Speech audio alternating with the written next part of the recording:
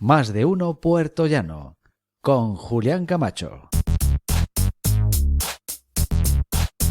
Seguimos con todos ustedes en directo, son las 13 horas y 25 minutos, estamos en Onda Cero Puerto Llano y también saludamos ya a los televidentes de IMAX Televisión. Les he venido anunciando que tenía una entrevista importante, ¿no? Porque además de ser una persona con un gran rigor científico y muy preparada, es un amigo y por consiguiente a los amigos siempre les place a uno recibirlos en su casa. Estoy hablando de don Miguel Lacruz Alcocer. Miguel, buenos días. Buenos días, un saludo. La verdad es que mucha gente dirá, este señor lo conozco yo, ¿no? Porque Miguel Lacruz, aparte de profesor universitario, también fue vicepresidente del Consejo Escolar de Castilla-La Mancha y subdelegado del Gobierno en la provincia de Ciudad Real durante 4 años, y de ahí te ha de conocer mucha gente, Miguel. Sí, bueno, permite, fueron 8 años. 8 años. Ya te he quitado yo 4. Sí, de subdelegados que realmente fueron apasionantes. Me permitió recorrer la provincia de punta a punta, hasta el más pequeño pueblo, hasta la aldea más recóndita de nuestro territorio. Pues fui, estuve y bueno, pues intenté aportar, ayudar lo que en mi mano estaba, recibiendo personas, alcaldes, concejales, empresarios, artistas, comunicadores como tú, a todo tipo de gente. A mí me enriqueció muchísimo y yo intenté pues poner mi estilo, mi forma, si quieres mi inteligencia y mi corazón al servicio de este objetivo. La verdad, Miguel, es que yo solo he podido comprobar, y gente que pregunta por ti, ¿no? Y tiene un grato recuerdo de esa gestión que tú hiciste. Pues sí, a mí la verdad es que a pesar de los años que ya han pasado, me sigo encontrando con gente que me para por la calle y me dice, bueno, me acuerdo de usted, cuánto tal, me han hablado de usted tal, recuerdo el día que estuvimos. Es decir, la gente siempre tiene palabras cariñosas para mí y además... la prensa siempre me trató, toda la prensa porque tú te portaste muy bien con la prensa, eras una persona muy respetuosa, muy educada y al mismo tiempo, bueno, pues eras como hay que ser, normal. Bueno, intenté ser lo que en aquel momento pregonaba el presidente Zapatero, pues poniendo en la medida de lo posible talante y talento. Lo conseguiste, ¿eh? Lo conseguiste, Miguel, porque además 8 años se dicen muy pronto, pero es una parte de la vida en la que estuviste al servicio público. Sí, y me cabe el honor de ser el subdelegado o gobernador civil que más tiempo ha estado en esta provincia, porque tenía la lista de todos mis antecedentes, mis antecesores, y todos y todas habían estado menos tiempo que yo.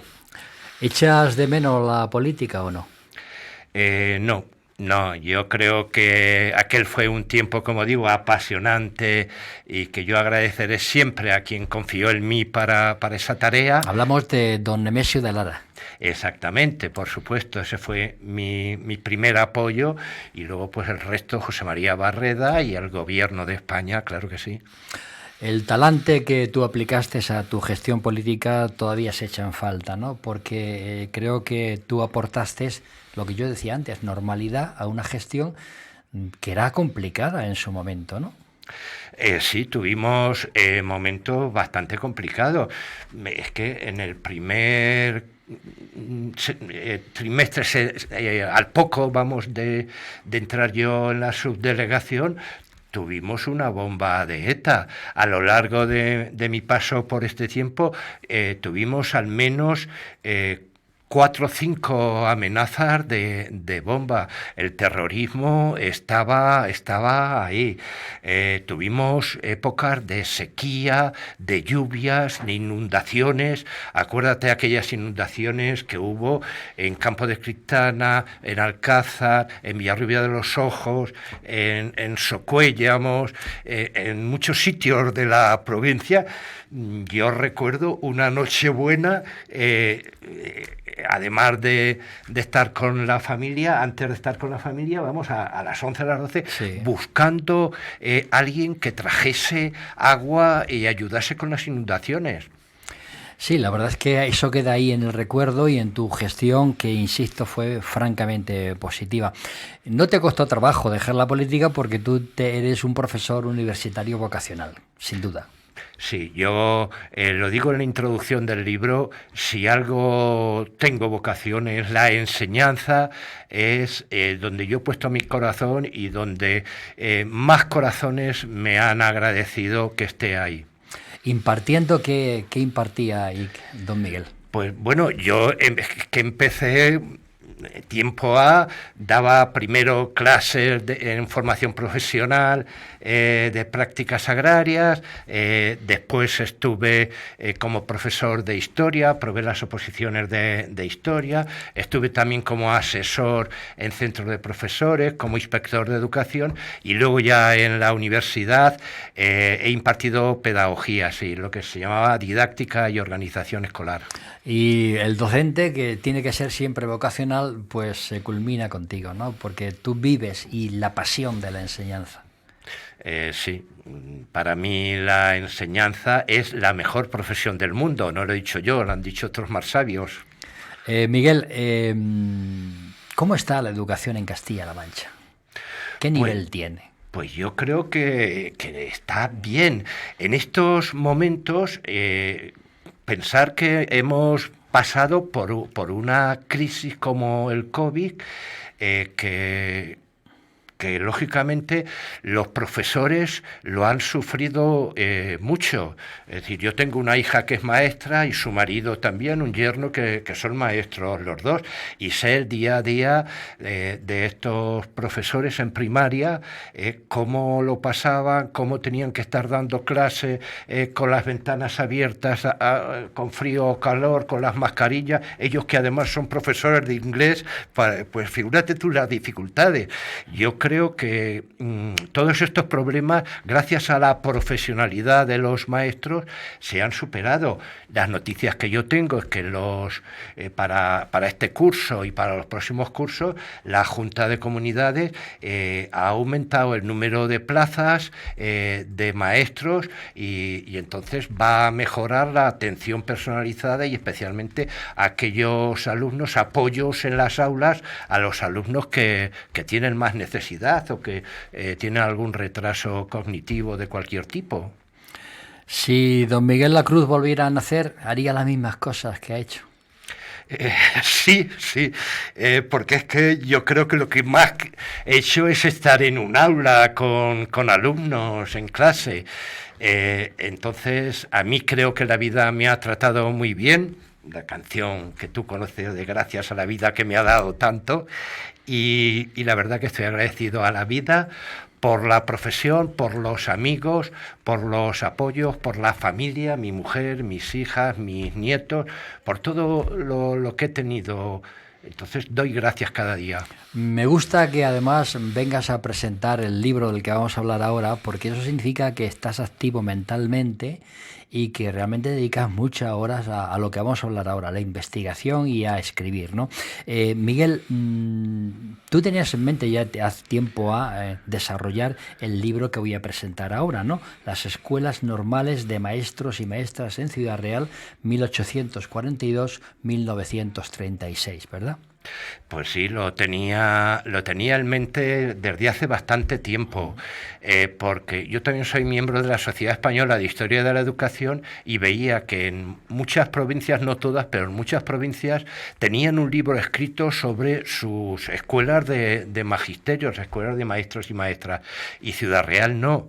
Yo pensé que eso era una asignatura pendiente que alguien tendría que hacer bueno, pues me apeteció hacerla y he tenido la suerte y la posibilidad de hacerlo, porque al jubilarme también tanto la Facultad de Educación como el Departamento de Pedagogía de la UCLM me propuso como profesor honorífico, y eso me ha permitido estos últimos 4 años estar dedicado a los archivos y a la investigación para dar a luz pues esta obra que hoy... Un libro que da a luz después de 4 años de investigación, 530 páginas, 200 fotografías, 60 cuadros, 1.200 notas y una amplia relación de recursos consultados, ¿no? Es un trabajo ímprobo. Sí, pero bueno, como dicen eso...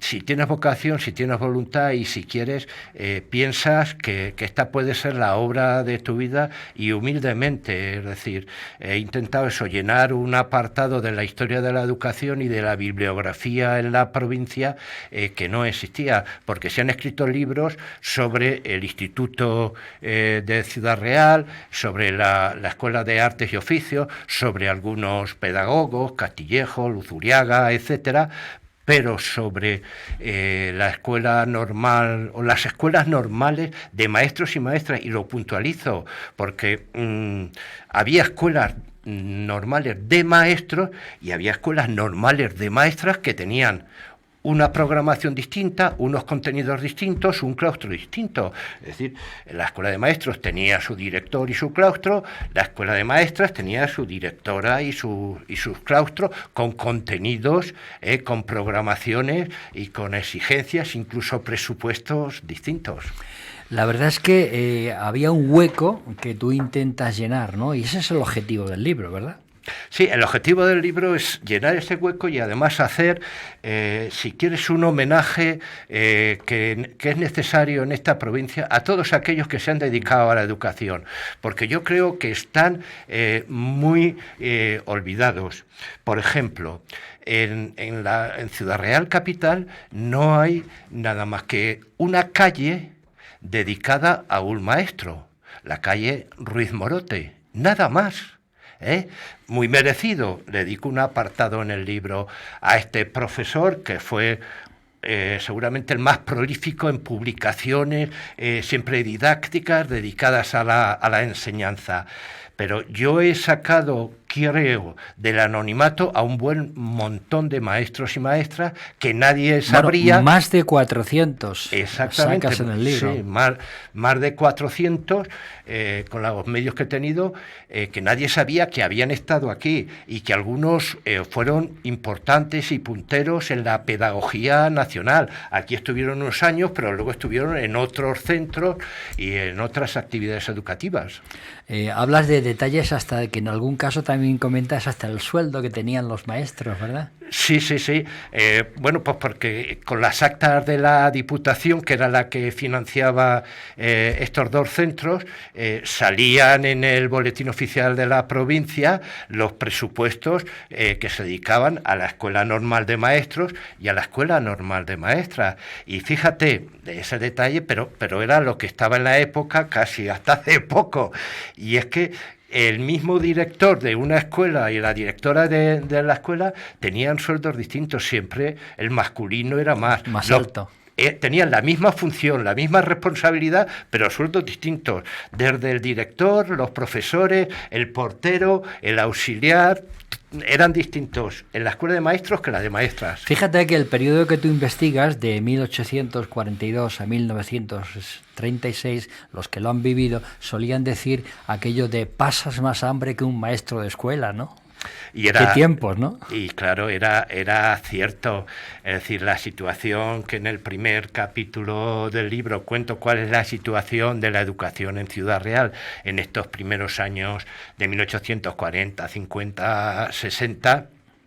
pues era realmente bastante precaria, es decir, no se valoraba esa función, esa actividad docente. Por eso quiero hacer este homenaje, para que se valore, que lo queramos o no lo queramos, la mayoría de los que ahora mismo nos están viendo o nos están escuchando en la radio, lo que son sin saberlo consciente o inconscientemente, se lo deben a un maestro o a una maestra, a un profesor o a una profesora que desde niño hasta la actualidad le han dado clases, le han enseñado y le han transmitido valores, ideas y pensamientos.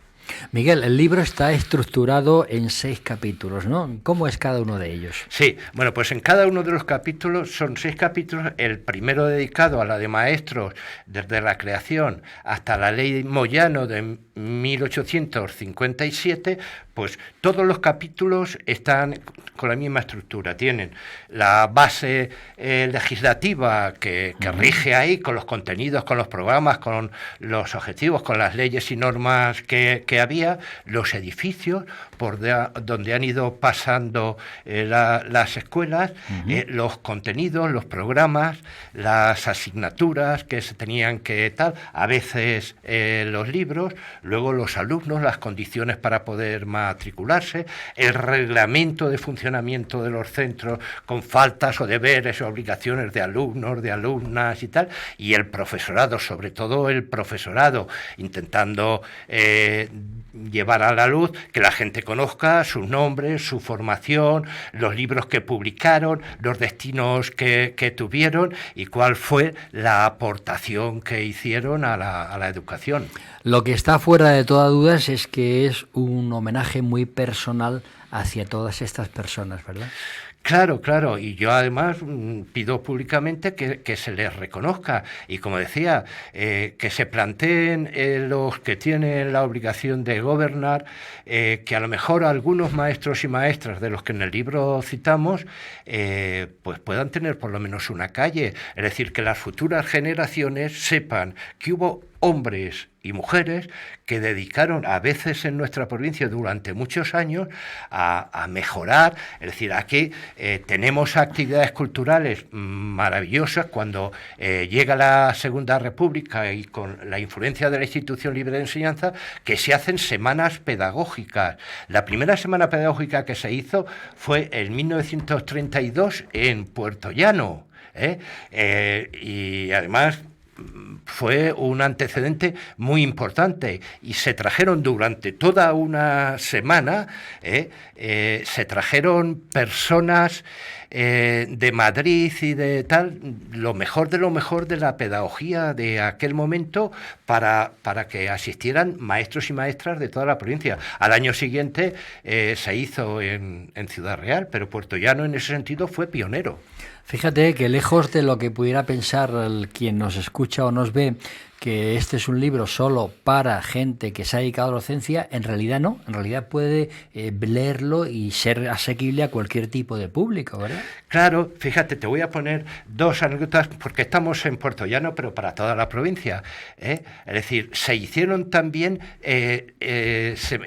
misiones pedagógicas, además de las semanas, misiones pedagógicas. Las misiones pedagógicas, ¿en qué consistían?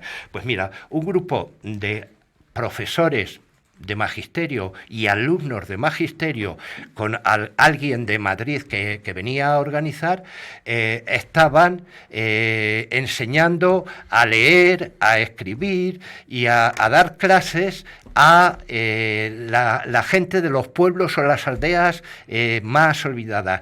Aquí tuvimos un misionero pedagógico que yo creo que es inolvidable, que fue Miguel Hernández. Miguel Hernández estuvo residiendo en Puerto Llano en un hotel. Hay una placa ahora mismo puesta en su lugar y iba a la zona del sur de Puerto Llano, a varias aldeas, a enseñar cosas y a que la gente aprendiera. Imagínate lo que era llevar una de las primeras misiones que se hizo en la provincia. Fue en Puerto Lápice. Por primera vez llevaron una proyección de cine. Tenemos una foto que ponemos ahí en Puerto Lápice con la gente, claro, con la baba, porque era la primera vez que veían imágenes en movimiento. Un misionero que también tuvimos en la provincia, en Ciudad Real, fue García Lorca. García Lorca, con su grupo de La Barraca, representó en Ciudad Real, en el Teatro Cervantes de Ciudad Real, representó Fuenteovejuna. Y luego estuvo también en la zona de Infantes. La verdad es que por eso recomendamos el libro, que lo pueda leer cualquier persona, porque es historia, auténtica historia, Miguel. Claro, y que deben saber todos, todas, que los que le dieron clase, seguramente algunos de sus abuelos y sus abuelas son los que aparecen en el libro. Sí, sin duda O bisabuelos. sí. Y además todos hemos tenido de pequeño algún referente de ese maestro de escuela que nos guiaba y nos daba el coscorrón, porque antes se podía dar un coscorrón, Miguel. Sí, pero cito también la lengua de las mariposas, esa película y novela inolvidable, estándar, sí. Maravillosa, sí. Donde la Institución Libre de Enseñanza decía, y además traemos una escuela donde no hay que sufrir, sino que hay que disfrutar, hay que pasarlo bien, hay que aprender y disfrutar aprendiendo. Y el niño de la lengua de las mariposas decía, y además el maestro no pega. Claro que no, era un maestro republicano de aquella época de los años 30. ¿A quién no le han dado un coscorrón de pequeño? A mí incluso palmetazos en la mano cuando hacía una cosa que no debía. Pero eso es otra época. Pero qué bien que quede reflejada aquí todo esto en el libro, Miguel, porque en el fondo, insisto, no solo es historia, sino que a ti te ha costado un esfuerzo ímprobo, ¿no? Porque son 4 años de investigación, con lo farragoso que tiene que ser eso, ¿no? Sí, mira, ¿sabes lo que más me ha costado? Que me dejaba ahí los ojos. Pues que las actas, por ejemplo, tanto de los plenos de la Diputación como del Ayuntamiento, como de la propia Escuela de Magisterio, eran manuscritas, con una letra y con una caligrafía que a veces me dejaba ahí los ojos para saber qué ponían, cuál era el nombre y qué es lo que estaban escribiendo. Eso quizás ha sido lo que más me ha costado. Lo demás es echarle... Bueno, y coordinar toda tanta información, porque no es fácil, ¿eh? Sí, a veces yo en un momento determinado esto parecía como una manta esta de trocitos que se van haciendo. Un puzzle, ¿no? Y vas cogiendo. Como un puzzle, exactamente, para ir encajando cada época, cada momento, cada profesor, profesora, en la situación concreta. Y en un contexto de tiempo determinado, además. Claro, que con cambios políticos, donde, como pasa siempre, pues los que llegan a gobernar pues no están de acuerdo con el plan de estudios y con la enseñanza del magisterio. Por ejemplo, en el año 1900, las escuelas de magisterio masculinas, las de Ciudad Real, se integra en el Instituto de Segunda Enseñanza, el que está en la plaza de la Merced, que estaba siempre. Sí. Ahí, y está hasta 1914. En 1914 hay una nueva ley y ya se hace y se separa y tiene su propia entidad fuera del instituto. O sea, que ha sufrido también momentos y ha sido víctima de los avatares políticos y los intereses políticos de cada época. Hablando de los avatares políticos, las instituciones, imagino, han colaborado al 100% contigo. Sí, yo tengo que agradecer todo, pero especialmente, claro, a la Diputación Provincial, que con la Biblioteca de Autores Manchegos, pues ha hecho posible... Un libro que está muy bien encuadernado, francamente bien encuadernado, pues sí, porque... con un papel de calidad, de Cuchet. Sí. Está muy bien. Yo creo que mejor casi no se puede hacer, es decir, y además incluso lo pone con un precio de venta público asequible, porque ese libro de tapas duras con esa cantidad de fotografías y de páginas, más de 530 páginas, en cualquier sitio valdría 20 y tantos. 200 fotografías. Y más. 200 fotografías, sí. Y el precio de venta al público son 15 euros. 15 euros, y que es muy poco, teniendo en cuenta el trabajo que has desarrollado tan enorme, ¿no? Miguel, ¿en dónde se puede adquirir, aparte de la Biblioteca de Autores Manchegos? Bueno, yo creo que en todas las librerías de la provincia se pueden pedir. Sé que las de Ciudad Real está, porque hay amigos que ya me han dicho que lo han comprado. Y supongo que aquí igual, es decir, si lo pides en cualquier librería de Puerto Llano y de cualquier ciudad, Valdepeñas, Manzanares, Alcázar, Quintana, lo que sea, te lo traerían en muy pocos días. Luego sé que está pues hasta en internet, que hay gente que lo ha comprado en varios sitios, con marcar o poner el nombre. Sí, sí, las escuelas normales de maestros y maestras de Ciudad Real en el periodo 1842-1936. Imagino que habrá gente o familiares que desciendan de las personas que tú hablas, que te van a llamar y te van a dar las gracias, y serán momentos emocionantes, Miguel, porque que uno se acuerde de el abuelo o el padre, o en fin. Sí, fíjate, ya me ha pasado que esta fotografía, que es mucho más amplia, que continúa así y cierto. tal, pues hay alguien que me ha escrito y me ha dicho, en esa foto está mi abuela. Qué bonito es eso, claro. Y haya reconocido a la abuela o el abuelo. Sí. Qué bonito. Por eso, que es una foto del año 31. Sí. Entonces, con un fondo que es, ¿sabemos qué fondo es? Sí, es la fábrica de chocolates, a ver cómo se llama, ¿Abengoa puede ser? Abengoa en Ciudad Real, sí. Bueno, esa foto era en blanco y negro, el original lo tengo en blanco y negro. Sí, ha sido coloreada. Y ha sido coloreada por la Diputación o por la Biblioteca de Autores Manchegos. ¿Cuánto tiempo el trabajo de investigación, ya lo hemos dicho, pero cuánto tiempo se ha producido desde que tú terminas hasta que está el libro disponible? Pues 1 año y pico, porque ha habido problemas con el papel, con el cartón, con la crisis económica, la puñetera con pandemia. China, con claro. Problemas de transporte Sí. Y tendría que haber estado hace ya unos cuantos meses antes. Bueno, publicado. pero bien está lo que bien acaba, ¿no? Así que, por supuesto, bienvenido. Yo encantado y agradecido del apoyo que el libro está recibiendo. Como eres muy inquieto, yo sé que esto va a tener una segunda parte. Pues sí, en ello estoy intentando que tenga continuidad, porque me lo han pedido muchos amigos, decir, si es que tenías que, bueno, pero vamos a ir poco a poco, porque claro, esto ya es un tocho bueno.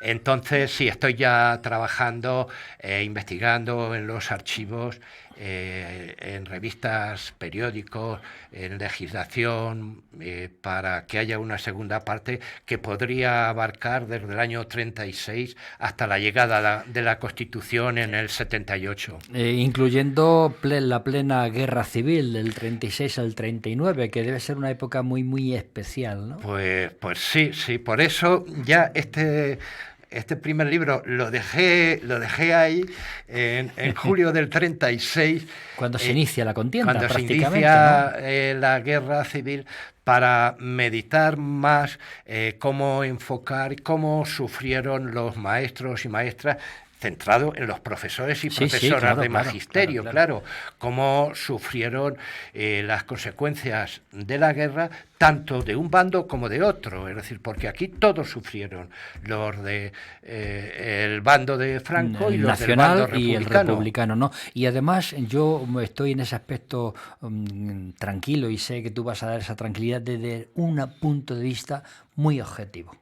Yo lo que he intentado aquí, y intentaré en el siguiente, si llegamos el caso, es que hablen los documentos. Claro. Yo no inventarme nada, sino que son los documentos oficiales, las actas, lo que está constatado que fulano o fulana, mengano o mengana, o esta norma o esta ley o este acuerdo en un ayuntamiento, en un pleno, en tal, se tomó con respecto a los castigos o represalias que se hicieron con el profesor de este bando o con la profesora de este otro.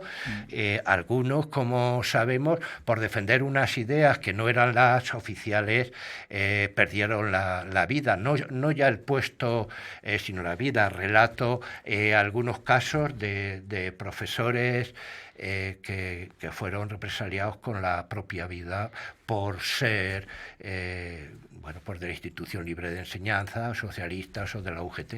Conociendo a Miguel Lacruz, les puedo asegurar que la objetividad está garantizada y la historia la cuenta conforme sucedió. Eso es lo que intento, es decir, lo que sucedió está ahí y lo que hay que saber es que la gente conozca la verdad con la mayor objetividad posible y sin ganas de represalia en este sentido, sino de concordia. Claro. y como debe ser. La historia hay que conocerla, pero no tiene que servir para dividirnos, sino todo lo contrario. Ni para enfrentar, ni para insultar, ni para el tú más. Es decir, yo creo que en una guerra como está sucediendo en Rusia, todos pierden.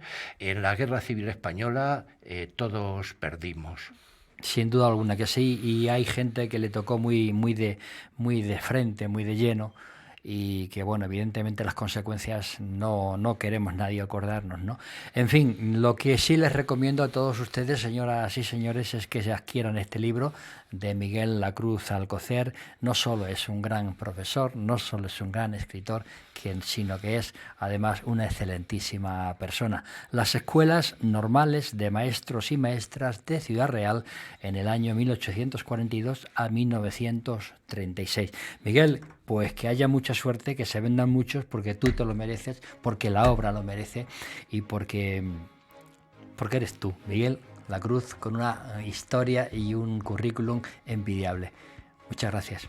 Gracias a vosotros y espero que la gente lo disfrute igual que yo he disfrutado escribiéndolo, pensando en que el día de mañana alguien descubriría algo de sus Es un trocito de nuestra vida, trocito de nuestra vida. O de la vida de nuestros abuelos. Sin duda, que es nuestra vida también. Miguel, muchas gracias y mucha suerte. Gracias a vosotros.